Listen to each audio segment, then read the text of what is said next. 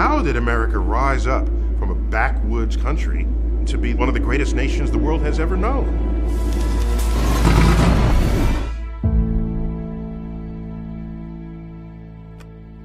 We pioneered industries. And all of this required the greatest innovations in science and technology in the world. And so science is a fundamental part of the country that we are.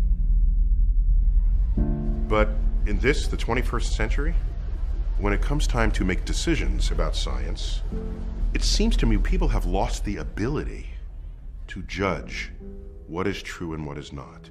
What is reliable, what is not reliable. What should you believe, what should you not believe?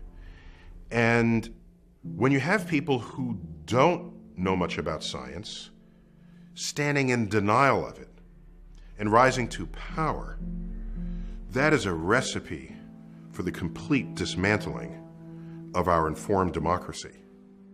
Let us demand that educators around America teach evolution not as fact, but as theory. An increasing number of parents showing skepticism about vaccinations. Voters have approved a ban on GMOs. Critics call climate change unproven science.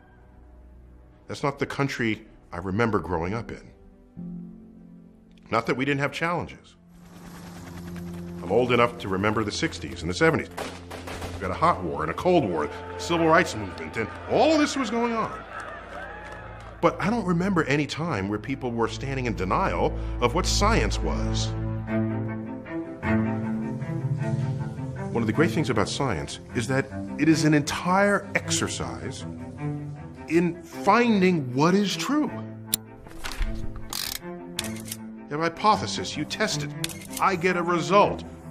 A rival of mine double checks it because they think I might be wrong. They perform an even better experiment than I did and they find out, hey, this experiment matches. Oh my gosh, we're onto something here. And out of this rises a new emergent truth. It does it better than anything else we have ever come up with as human beings.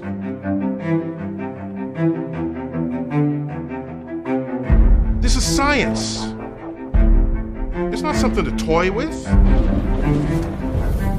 It's not something to say, I choose not to believe equals MC squared. You don't have that option.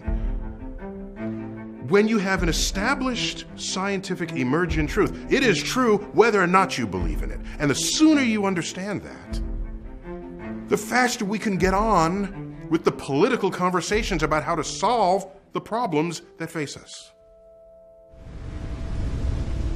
So once you understand that humans are warming the planet, you can then have a political conversation about that. You can say, well, are there carbon credits? Do we do this? Do we put a tariff on it? Do we fund? Do we subsidize? Those have political answers. And every minute one is in denial, you are delaying the political solution that should have been established years ago.